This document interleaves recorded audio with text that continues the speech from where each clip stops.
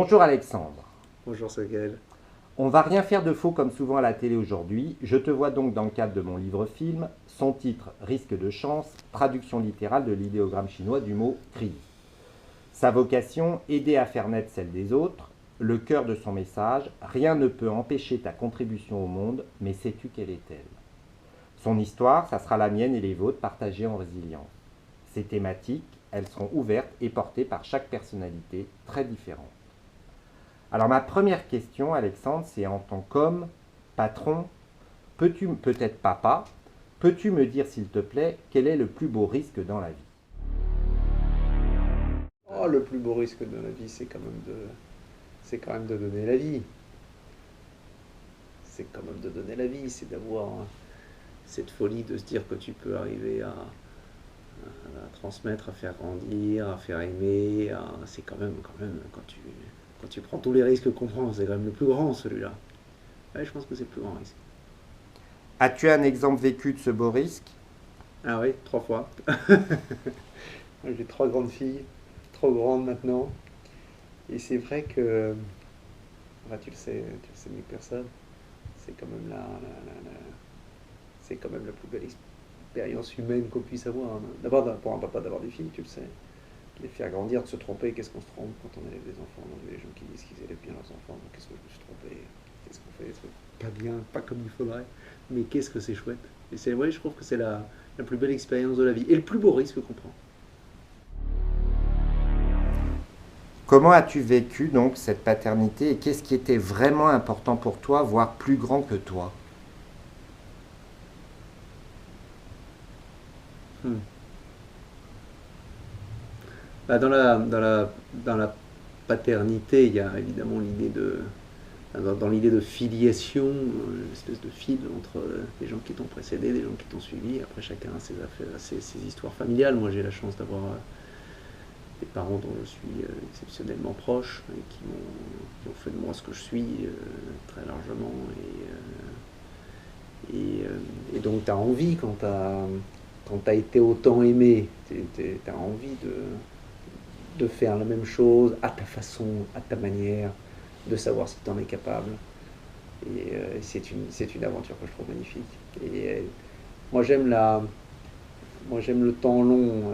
C'est d'ailleurs un des éléments que je n'aime pas dans la période du moment. J'aime pas d'ailleurs commencer à dire ça parce que je commence à dire je deviens un vieux con, mais je trouve que le temps long, c'est un truc incroyable. Mais dans la vie en général, moi je suis toujours frappé par les gens qui ont des vies longues remplies.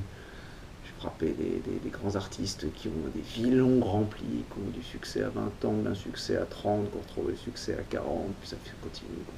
Moi j'adore le temps long. J'aime le temps long en histoire, j'aime le temps long en politique, j'aime le temps long en entreprise, j'aime le temps long en art. Je trouve que c'est fascinant. Et évidemment, la filiation, le fait de donner la vie, c'est s'inscrire dans un temps long qui te dépasse, des gens qui t'ont précédé, d'autres qui te suivront. Le truc correspond bien à ce que j'aime dans le temps long. J'aime pas le temps. D'ailleurs, c'était un truc qui m'agaçait quand j'étais présenté plus jeune, parce que j'ai eu la chance qu'on me donne des responsabilités un peu jeunes. Quand t'es jeune et qu'on te donne des responsabilités, on disait l'homme pressé. Oui, je suis pressé, j'ai une exigence de temps, mais j'aime pas la société de zapping, j'aime pas l'idée d'être pressé. C'est pas un très joli mot, être pressé. Temps long, c'est beaucoup plus précieux. Alexandre, quelle est ta contribution au monde, ta mission, ta vocation, toi? Ça dépasse le cadre de ce que je fais aujourd'hui, hein, tu veux dire? Ou c'est ce que je fais aujourd'hui? Écoute, c'est toujours difficile enfin, c'est évidemment une question d'une difficulté monstre, on en parlait avant que tu enregistres en ce qui te concerne. Passionnant de se dire au fond pourquoi je suis fait, comment je contribue à ça, c'est la grande question. Il y a des gens qui sans doute ont une réponse assez nette, assez claire. Je pense que les années permettent de la préciser quand même. Ce que j'aime aujourd'hui faire, moi, c'est diriger des femmes et des hommes, conduire des hommes et des femmes, accompagner des femmes et des hommes, parce qu'on est de plus en plus, quand on dirige une entreprise, dans l'accompagnement, de moins en moins dans les trucs pyramidaux, hiérarchiques, qui partent du haut et qui vont jusqu'en bas. J'ai la chance, moi, qu'on m'ait donné des responsabilités dans des entreprises qui signifiaient quelque chose à la fois pour moi à titre personnel, qui avait de la résonance pour moi. C'est un cadeau du ciel. Tu vois, je fais partie d'une génération qui est née à la télévision, à Canal+, et j'ai eu une première responsabilité là. Je suis né à l'information bien avant Europe 1 et j'ai eu la chance de diriger. J'ai découvert la culture à la FNAC. Et puis j'ai découvert le temple de la consommation de masse à l'époque chez Carrefour, tout ça, tu vois, de 10 à 15 ans, et j'ai eu la chance de diriger ces maisons après. C'est un cadeau, pas le hasard au fond. Alors c'est pas le hasard que je les ai choisis, mais qu'on m'ait choisi, c'est probablement parce que d'abord j'aime que les entreprises représentent quelque chose pour moi. Au-delà de moi, j'aime qu'elle représente quelque chose pour mon pays, parce que j'aime profondément ce pays. Souvent, on me pose la question, est-ce que vous pourriez diriger une entreprise internationale, américaine, etc. Je dis, je crois pas. Je crois que ça ne me ressemble pas. J'aime bien les entreprises qui signifient quelque chose pour mon pays, qui signifient quelque chose pour les femmes et les hommes qui le composent. Et puis après, j'aime les entreprises qui doivent se transformer, qui sont au fond en péril, qui sont en risque parce que leur modèle est en train de changer et qui ont dans leur, j'aime pas, le terme est un peu jargonnant maintenant, leur ADN, enfin dans ce qu'elles sont profondément, une mission, une raison d'être. Et celle-là, Carrefour, c'est une entreprise qui est née il y a 60 ans avec une mission. Au fond, on l'a oubliée, depuis elle est devenue presque péjorative, mais c'était amener la consommation de masse, démocratiser la consommation de masse. On a oublié, mais ces entreprises-là, elles ont donné accès à des femmes et des hommes à des biens de consommation alimentaire, non alimentaire, et elles ont apporté cette consommation de masse qui était à l'époque évidemment très élitiste. Aujourd'hui, évidemment, cette mission-là, elle est derrière nous. On en a une nouvelle qui est fantastique, qu'on a définie collectivement, que j'aime profondément, qui m'anime aujourd'hui, vraiment qui m'anime comme aucune mission ne m'a animé sur le plan intellectuel et sur le plan de l'engagement personnel. C'est celle de la qualité alimentaire pour tous, cette idée que, au fond, à travers ce qu'on mange, on a un impact sur la santé, la planète, l'environnement, la société. Et que c'est pas un truc de bobo parisien. Les bobos parisiens, ils ont accès à la qualité alimentaire. Mais c'est un truc, notre mission à nous, c'est de la démocratiser, cet accès-là. Et c'est une mission que j'adore. Et donc, si j'ai une vocation, une mission, c'est celle de diriger les entreprises, je crois, d'essence française, appartenant à notre pays très profondément, en transformation, en difficulté de transformation, avec une mission qui les dépasse. La mission de Carrefour aujourd'hui, elle nous dépasse. Elle dépasse quelle entreprise, elle dépasse nos résultats, elle dépasse évidemment les dirigeants que je suis. Qu'est-ce que tu reconnais en toi-même, par toi-même, qui te donne le goût de vivre? Oh, moi j'adore la vie. Je suis un adorateur de la vie. Parfois j'ai un fond un peu pessimiste parce que j'ai peur que tout ça s'évanouisse, mais j'aime profondément. Moi je suis quelqu'un de... Tu vois, je vais depuis 25 ans en Provence. Ça emmerde tout le monde d'ailleurs, non pas qu'on aille en Provence, mais dès que je suis en Provence, je vais dire, mais je vais le dire à plein d'endroits, hein, je vais dire que c'est beau là, hein, c'est incroyable ce que c'est beau. Mais j'ai besoin de l'énoncer, parce que j'aime énoncer. Si je vais dans un restaurant que j'aime, je le dis. Moi j'ai essayé d'élever mes enfants comme ça. Il faut dire d'abord aux gens qu'on aime, qu'on les aime. Et puis il faut dire aux choses qui nous... Tu le sais mieux que personne. Aux choses qui autour de nous rendent heureux, il faut les regarder, ces choses, ça va trop vite. Donc je crois que c'est quelque chose qu'on m'a transmis, ça. Capacité à regarder les choses en se disant qu'elles sont belles et que c'est une joie, une bénédiction de pouvoir les observer, les vivre. Face aux difficiles, n'est-ce pas souvent en s'ouvrant à toute autre chose que les solutions naissent? Parfois, tu as raison. C'est la grande difficulté des difficultés. C'est qu'elles enferment. C'est que tu as tendance à te... Comme quand tu as peur. Quand tu as peur, tu te tends, tu te resserres, Et c'est en effet, face à des difficultés, qu'elles soient personnelles ou professionnelles, c'est extraordinairement difficile. Mais la grande richesse, c'est d'être capable de sortir du cadre. Alors, si on dans la vie professionnelle, c'est une absolue exigence. C'est-à-dire quand tu es bloqué, il faut que tu sois capable de de sortir du cadre et de regarder avec une espèce de vision hélicoptère où tu es et comment tu peux sortir de là. C'est très difficile. Hein. Plein de fois, on n'y arrive pas. Mais tu as raison, quand on est bloqué, et là, il faut, c'est à la fois un peu d'expérience, des gens qui t'entourent, il faut être capable de se poser les questions différemment, de reposer la question elle-même, de se rendre compte aussi parfois de relativiser le problème que tu rencontres. Ça, et donc oui, tu as totalement raison.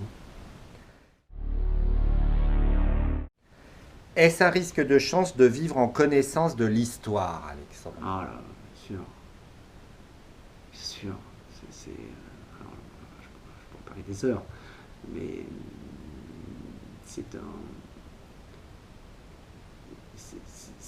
c'est une des choses qui me préoccupe dans la période du moment.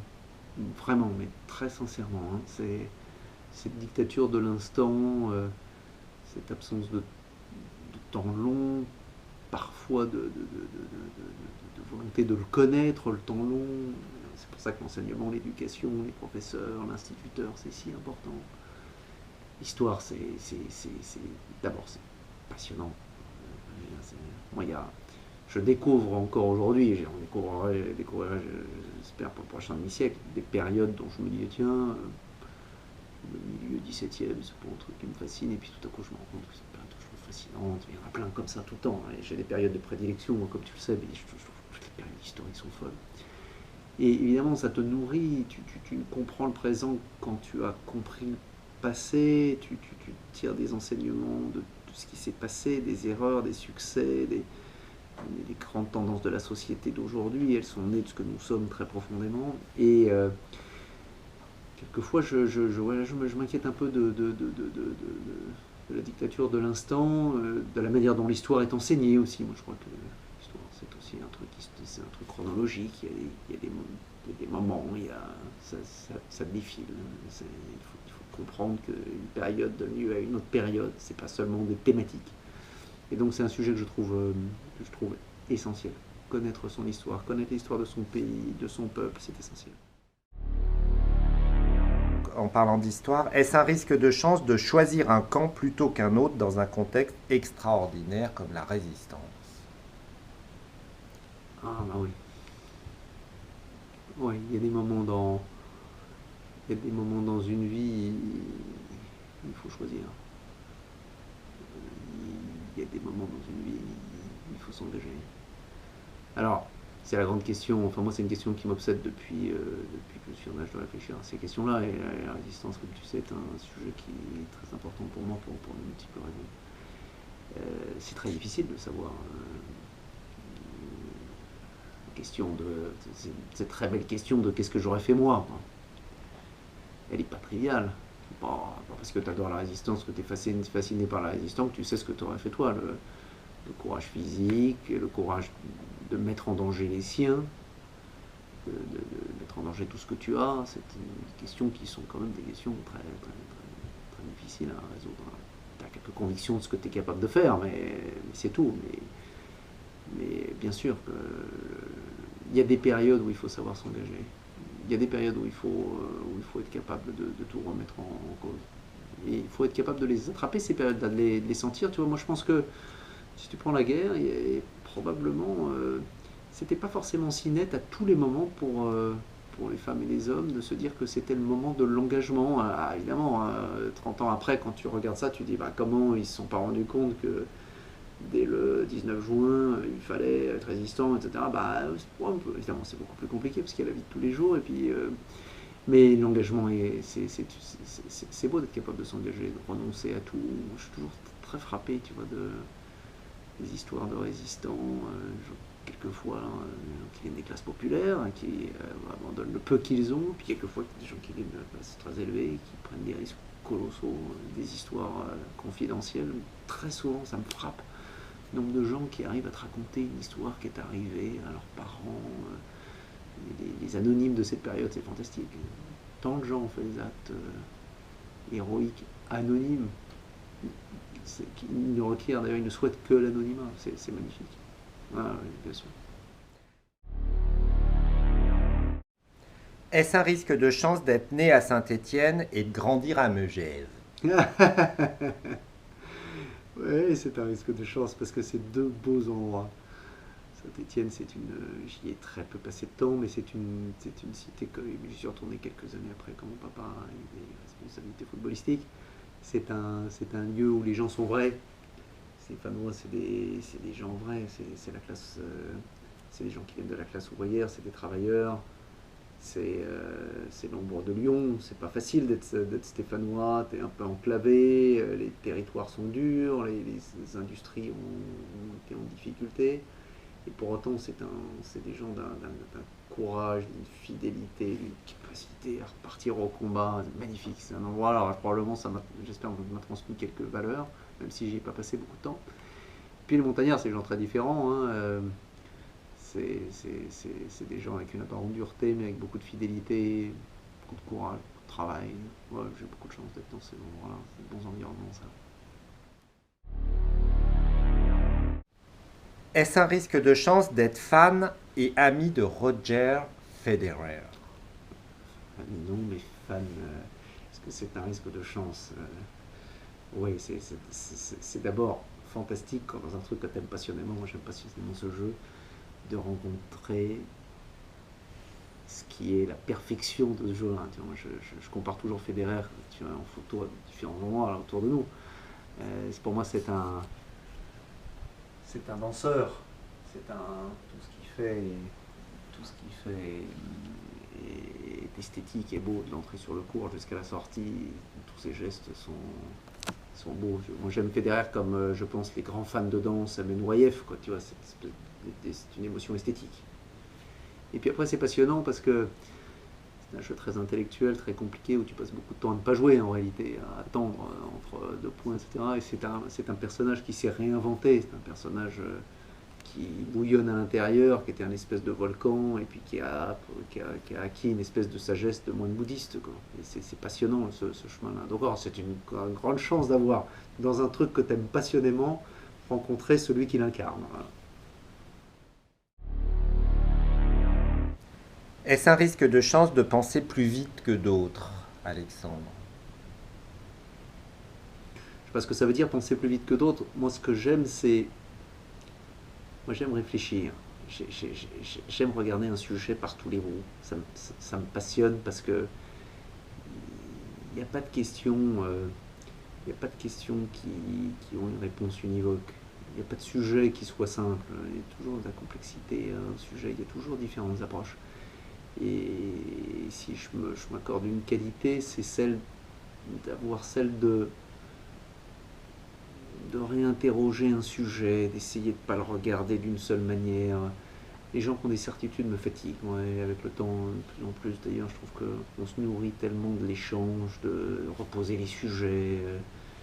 Il faut, non, il faut avoir des doutes. Enfin, le doute pascalien est une richesse folle. Et donc, je réfléchis pas plus vite, mais par contre, je m'oblige en permanence à reposer les questions. Le seul risque de ça, et là pas un risque de chance, c'est qu'à trop réfléchir, évidemment, il ne faut pas que l'action en soit inhibée. Et donc là, pour le coup, c'est le dirigeant qui parle. Il y a un équilibre, il y a un curseur, il y a un point d'inflexion entre j'ai réfléchi, j'ai posé, j'ai questionné, on a réfléchi, puis à un moment donné, ce qu'attendent des équipes, c'est que tu tranches, c'est que tu décides. Qui es-tu comme magicien et que fais-tu en tant que magicien dans ce monde? Oh mon Dieu. Qu'est-ce que je fais comme magicien? Mais rien. J'aimerais, mon Dieu. J'aimerais être magicien, mais non, je suis pas magicien. Il n'y a pas de chose que je suis capable de changer comme ça par magie. Comme par magie. Je crois pas. Tu sais, c'est une réflexion que j'ai souvent au-delà du magie, mais pour moi, ça ramène au talent, au génie. Au fond, ces métiers-là, les métiers que je fais, je le dis vraiment sans aucune fausse humilité, parce que ce n'est pas, c'est pas des métiers c'est pas des métiers de talent, de génie, pas des métiers artistiques, c'est pas des métiers de chercheurs. C'est des métiers où tu réfléchis, tu penses, tu organises, tu es méthodique, tu as éventuellement une vision, mais guère plus. Donc non, je suis pas magicien, j'ai malheureusement j'ai pas ces talents-là. Que voudrais-tu voir se réaliser dans le monde au travers de toi et au-delà de toi? Écoute, la mission qu'on a aujourd'hui me plaît bien. Quelquefois, tu as des responsabilités qui ne te donnent pas accès à une mission dont tu te dis qu'elle te dépasse. Celle-là me plaît bien. J'aime bien l'idée que... Enfin, tu vois, je pense on est indiscutablement à un tournant. On le voit bien, hein, ce 21e siècle, il va se jouer beaucoup de choses. Hein. Si jamais on poursuit la pente naturelle des 30-40 dernières années, l'urgence climatique, le défi migratoire, les inégalités croissantes, etc., la capacité à se nourrir dans des bonnes conditions sans détruire les ressources de la Terre, tout ça, c'est des sujets qui sont colossaux. Colossaux. Et donc j'aime bien me dire qu'ici, parce qu'on est quand même 500 000, ici c'est une belle entreprise, on a une petite influence sur un des gros sujets qui est comment on redéfinit un modèle de production et de consommation alimentaire qui soit préservateur des ressources naturelles, des espèces, qui donne accès à tous à la qualité indispensable pour la santé, pour la planète, qui rémunère les producteurs, les éleveurs, tous ceux qui travaillent de ça. Alors c'est une équation très difficile à résoudre, on l'a pas encore achevé, c'est un exercice en progrès, mais c'est une mission que j'aime bien et qui en effet, alors là, dépasse de bien loin ma personne et mes responsabilités. Partages-tu la vision de Jean Vanier, qui, comme je te l'ai dit, j'ai eu la chance d'interviewer avant son envol. Jean Vanier, il a écrit un livre dont le titre, et je te demande si tu partages cette vision. Il dit « Chaque personne est une histoire sacrée ». Ah oui, c'est beau de le dire, et c'est si vrai. Et on l'oublie parfois. Mais oui, bien sûr. Chaque personne, chaque histoire, derrière chaque individu, ça demande... Tu vois, ça c'est le... Quand tu as cette conviction, qui est une conviction que j'ai, je crois, de manière forte, après tu es face à tes contradictions, c'est-à-dire combien de temps tu donnes à chaque personne. Alors, toi, tu donnes beaucoup, beaucoup plus. Mais déjà, qu'est-ce que tu donnes comme temps aux gens que tu aimes? Est-ce que tu es là, à l'écoute des signaux faibles, toujours? On parlait de cas avant qu'on commence cet entretien, qu'on connaît l'un et l'autre. Et puis après, comment tu ouvres ta générosité à... C'est des choses que j'admire beaucoup, moi, les gens qui donnent beaucoup à des gens qui leur sont très éloignés ou qui ne connaissent pas ou qui connaîtront un instant un regard, c'est un truc que je n'ai pas... qui m'impressionne exceptionnellement. Mais chaque homme, chaque histoire est sacrée. Qu'est-ce que tu vis dans ta vie que tu souhaiterais voir continuer? Capacité d'émerveillement. Capacité d'émerveillement. Ouais. As-tu un défaut dont tu souffres? Oh, plein! Ah, plein! Qui m'encombre! Ah, j'en ai plein, j'y travaille. Il y en a d'ailleurs, je travaille dessus, je me dis, j'ai beau travailler dessus, ils sont là. J'en ai un, alors j'ai plein de défauts qui m'agacent, mais il y en a un que je n'arrive pas à résoudre. C'est que j'ai une tension et une contradiction qui m'agace beaucoup entre la capacité d'émerveillement que je te mentionnais et une assez grande nostalgie profonde. Et alors la nostalgie profonde est un truc qui m'agace, j'en souffre. Enfin, c'est quelque chose qui m'encombre un peu, mais parce qu'en fait j'ai toujours peur que les choses s'arrêtent. Et donc je me dis toujours hier c'était vachement bien et demain ça sera, mais c'est pour me rassurer aussi. Hein. Et oui, ça m'encombre. Oh, j'en ai plein d'autres défauts, mon Dieu. Et ça m'encombre et c'est dur de résoudre. C'est très très très dur de corriger les défauts. Moi je suis toujours frappé des gens qui disent ah mais là j'ai changé là-dessus. C'est dur de changer, tu le sais. On est quand même profondément soi-même. C'est quoi l'intention positive qui se cache derrière ce défaut de la nostalgie profonde? L'intention positive, c'est que ça continue.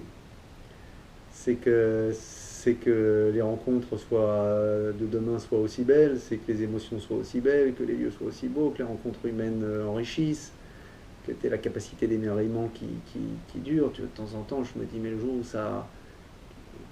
Je pense souvent, il y a des gens, je suis sûr que ça t'est arrivé, moi ça m'arrive, des gens dont je me dis, tiens, ils ont vraiment perdu leur capacité d'émerveillement. Et je me dis, est-ce que ça guette chacun? Est-ce que quand tu as beaucoup, j'ai beaucoup? privilégié, bien sûr. Et est-ce que ça te guette? Est-ce que ça te guette que tout à coup, tu trouves des choses que tu trouvais magnifiques, banales? Et donc l'intention positive, c'est que ça continue. Est-ce que tu as des mentors, Alexandre, et quel message te portent-ils? C'est pas un terme que je reprendrais, le terme mentor, parce que je crois pas, non, je crois pas en avoir. Je le regrette peut-être d'ailleurs. J'ai pas eu des gens dont je me dis ils ont été mes mentors. Je dirais pas ça. Il y a des gens qui ont de l'influence pour moi sur différents sujets, qui m'ont aidé à grandir, qui ont amené un œil bienveillant ou qui m'ont fait confiance. Quand tu es chef d'entreprise, par exemple, ça veut dire qu'il y a des gens qui t'ont fait confiance, c'est pas rien. Tu vois, moi j'ai rejoint le groupe Canal+, Bertrand B m'a fait confiance, il était le premier à me dire, j'étais son directeur de cabinet, et il m'a dit, bon maintenant vous n'allez pas rester à côté de moi toute votre vie, vous allez devenir manager. Je suis incapable de savoir si je pouvais manager plus d'une personne. Et c'était une confiance quand François Pinault m'a confié à la FNAC, c'était une confiance, c'était beaucoup plus gros, c'était plus difficile. Donc il y a des gens qui m'ont fait confiance, faire confiance. Souvent, je suis très frappé par ça. Les gens te disent, quand les gens veulent être positifs avec toi ou gentils, ils disent oh, oui, mais vous aviez des qualités intrinsèques qui fait que ça serait arrivé. Mais pas du tout. Pas du tout des gens qui ont des qualités intrinsèques, mais il y en a plein. Il faut qu'il y ait des gens qui te tendent la main, qui te donnent confiance. C'est ton risque de chance d'ailleurs, c'est ce que tu dis, qui prennent le risque de te donner la chance. C'est pas vrai, tu prends 100 personnes sur une même ligne, ils ont un peu plus de qualité que d'autres, mais c'est très limité. C'est qu'il y a des gens qui t'ont donné la chance, qui se sont dit, bon bah lui, ouais, allez, on va miser sur lui. C'est quelque chose qui me frappe beaucoup. Les gens ont du mal à le dire, quand tu as réussi, tu crois qu'au bout d'un moment, tu as réussi, tu comprends en tout cas quand tu as progressé. Les gens pensent qu'intrinsèquement, ils ont des qualités qui sont telles que tout ça s'explique. Mais c'est pas vrai. Et je dis pas ça, il n'y a aucune fausse humilité, je sais ce que je suis capable de faire. Mais si t'as pas des gens qui te font confiance et qui disent allez, on va faire un bout de chemin avec ce gars-là, et on va lui donner des trucs qu'il n'a pas encore démontrés, ça n'arrive jamais. Je connais plein, tu vois, j'ai des gens avec qui j'ai fait mes études, que j'ai plus intelligent, plus rapide, etc. que moi. Et c'est pas arrivé parce que probablement, peut-être qu'il manquait quelques trucs de caractère, mais aussi parce qu'on leur a pas donné leur chance. Il n'y a pas eu des gens qui ont posé un regard en disant allez, maintenant tu vas montrer. Après, c'est des trucs que j'essaye de faire maintenant parce que je commence à rentrer dans la deuxième catégorie. Et donc, il faut toujours essayer de se dire. Je pense que c'est un truc qui est qui doit être assez formidable quand tu as fait un joli petit parcours toi-même et que tu te dis j'ai généré plein de parcours autour. Je commence à être un peu dans cette catégorie d'âge. Et il y a des gens dont on a parlé d'ailleurs, tu parlais d'Henri Lachmann. Henri, c'est quelqu'un qui a réussi lui-même et puis qui a donné à d'autres. Et qui a donné à d'autres la chance de réussir. Il y en a plein d'autres. Et ça, je trouve que c'est maintenant ce qu'il faut pourquoi je m'attelle, et j'aime bien faire ça. Mais non, il y a évidemment qu'il y a des gens qui ont de l'influence, mais je pense aux gens, à tous ceux qui m'ont fait confiance. Alexandre, ta vie est-elle un stage d'amour comme la mienne ici-bas? Ah oui. Oui. Ah oui, c'est chouette. Ah oui, non, bien sûr, bien sûr. Beaucoup de richesse, beaucoup de chance, et beaucoup de gens il y a beaucoup de gens qui me donnent beaucoup. Ah oui, oui, franchement. Je reprends ta formule, c'est une jolie formule, le stage d'amour. Alexandre, faut-il tout oser demander dans la vie?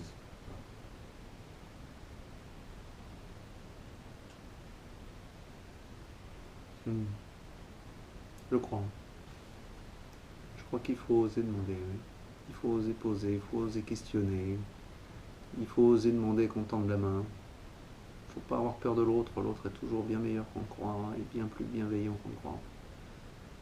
C'est un sujet pour notre pays, ça. Notre beau et grand pays, il a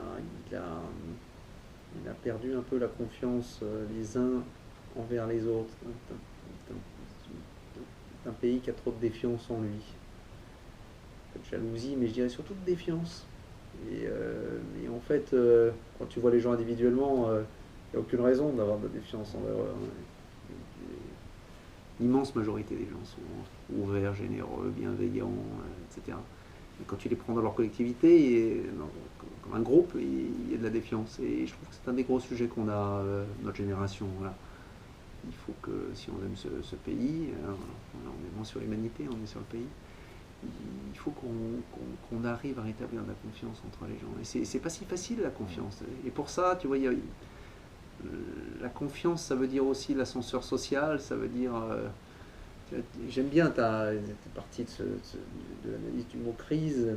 Il y a aussi un rapport à l'échec de ce pays qui est un rapport très compliqué. Échouer dans le pays, c'est très grave. C'est un truc que n'ont pas du tout les anglo-saxons, comme tu le sais, où au fond, si je recrute un gars, s'il a fait 2 fois faillite, c'est plutôt bon signe. En France, si tu as eu un petit accident de parcours, tu dis, oh là là, c'est un parcours, c'est pas bon. Et donc il faut qu'on accepte l'échec, il faut qu'on accepte les chemins de traverse, il faut qu'on accepte que tout le monde n'ait pas la même maturité à 25 ans, il faut qu'on redonne à ce pays le sentiment, la conviction, et il faut que ça soit très profond, qu'on peut y arriver en partant de partout, et c'est pas le cas aujourd'hui. Il y a plein de barrières quand tu nais à certains endroits en Place de Ré. Nos enfants, ils n'ont pas le même chemin à faire que d'autres. Et il faut oser demander. Il faut oser demander. Mais c'est un sujet qui est absolument essentiel, parce que à ne pas dire, à ne pas nommer les choses, à ne plus demander, à ne plus oser tendre la main, à se refermer sur soi, on crée un risque de société une série d'archipels. C'est pas bon. Mais c'est un beau dessin. Pourquoi as-tu accepté ma demande d'interview avec cette simplicité? D'abord parce que je t'aime, c'est une raison principale. Ensuite parce que tu fais mon admiration depuis toujours. Tu es différent des autres, tu montres des choses que les autres n'ont pas. Et puis parce que je suis heureux de répondre à tes questions et de contribuer à ce questionnement que tu as sur le temps présent, avec à la fois beaucoup d'humilité, mais de profondeur aussi. Donc c'est un bon moment pour moi de le faire. Donc Alexandre, c'est quoi le plus beau risque dans la vie, en un mot s'il te plaît? Continuer à avancer, continuer toujours, y croire, aimer.